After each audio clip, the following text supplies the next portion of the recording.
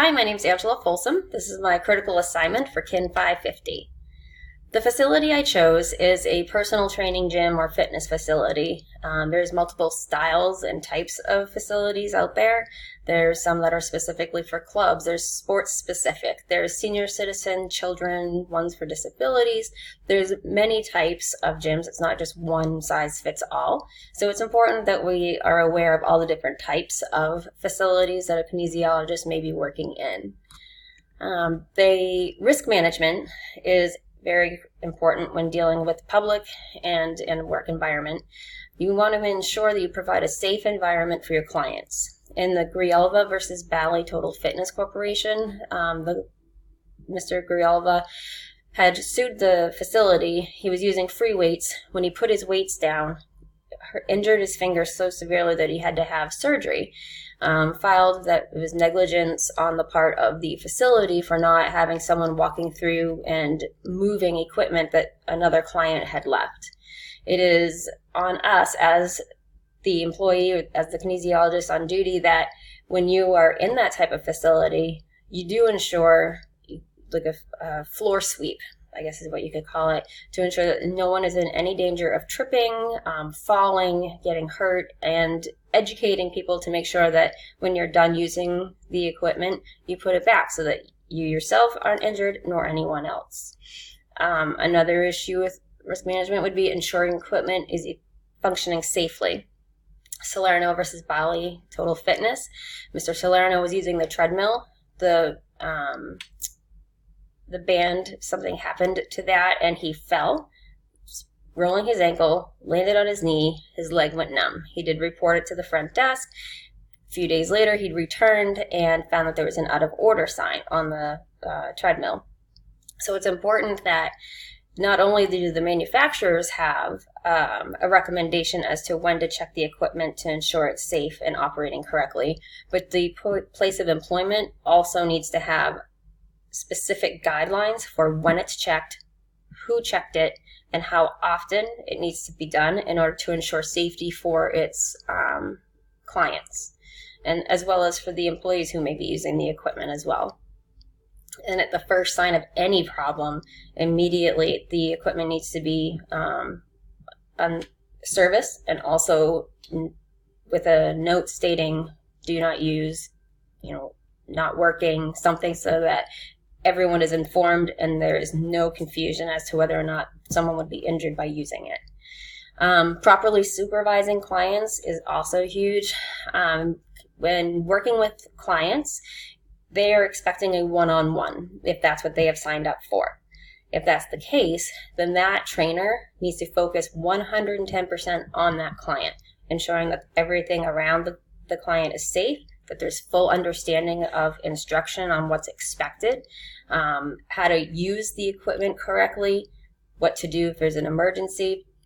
So in Johnson versus Ubar, Johnson was using a weight machine and claims that her trainer engaged in conversation with someone else, not focusing on what she was doing.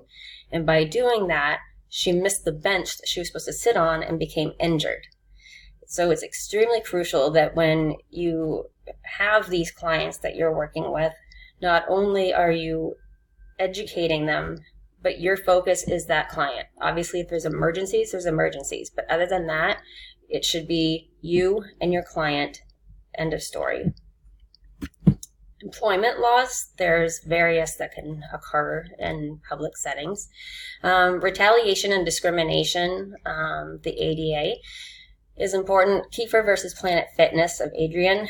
He is a military vet, has PTSD, and frequent panic attacks. When he applied for employment, he was very upfront and explained that he had PTSD, sometimes would need additional breaks for panic attacks, and or would require days off for doctor's appointments.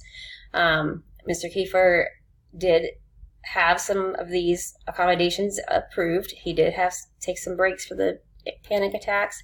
He did have 3 unpaid doctor's appointments, or had doctor's appointments in 3 unpaid days. A few weeks later, though, he received a text message saying that due to previous commitment, he was no longer going to be needed and his employment was terminated. He felt that that was discrimination because of his doctor's appointments for his medical condition, which he had already given them up front. Every employee needs to be aware of all legal standings for employment for discrimination on any level, which leads to age discrimination.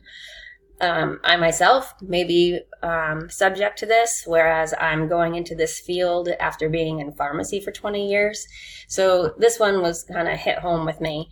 Prettyman versus LTF Club Operations. She felt she was being discriminated against because of her age.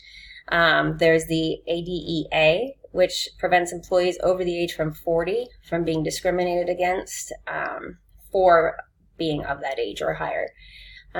She felt that she was faced in a hostile environment, whereas her supervisor, who was younger, called her a pain in the ass like his mother. She was over the hill, like little comments.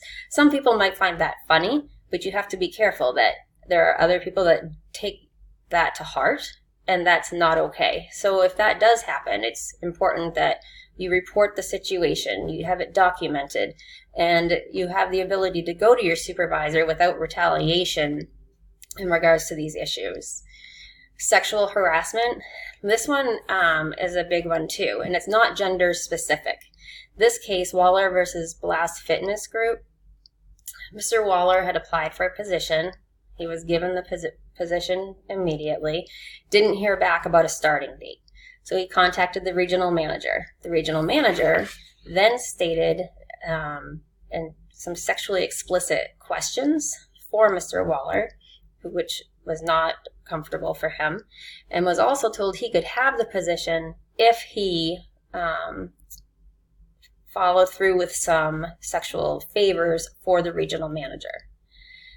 These types of situations are completely unacceptable. All employees should be trained and retrained and retrained and reiterated and given the laws of sexual harassment, age discrimination, ADA, anything that would cause a problem for that employer or his place of employment with these clients. No one should go to a fitness facility hoping to improve their health and wellness, help their overall well-being, and then face these types of issues. Application and faith integration. You always, if you're a manager, you always constantly want to be looking for what are the potential problems. Making sure that your employees are fully trained, making sure that they understand the situation. You may have employees that range from teenagers on up. There's ensuring that there are programs in place such that each employee is fully versed in all of the laws, all of the policies and applications for that facility. Throughout this course, I learned that there are multiple levels of different discriminations, of different types of risks that are involved with types of facilities. And it's made me more aware of surroundings. And when I go to the gym, I'm looking around, seeing, would that be an issue? What would I do if I was a manager there? When I go to spin class, are the bikes working properly? Is everything the way it should be? Is everything clean? I've noticed that when I now go to the facilities, I'm more aware of the situations and make note, wow, this facility really is on top of it, or I would probably do this a little bit different, which is helpful to working towards my future career. Biblical references. There's a few different ones here. I have Proverbs 27:23. Be sure you know the condition of your flocks. Give careful attention to your herds.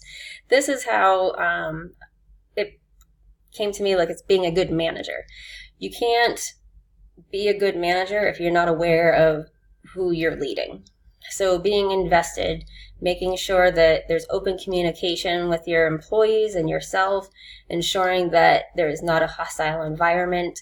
If there are problems, it is addressed and taken care of in privacy. You don't need it to have problems throughout the facility. Another one, Philippians 2:4, on how to treat your employees, not looking to your own interests, but each of you to the interests of the others. Not so much focused on, I'm the manager, this is what we do, this is what I say. It's, well, how can I help you? What can I do for you to improve your experience here? What can I do to help you help your clients?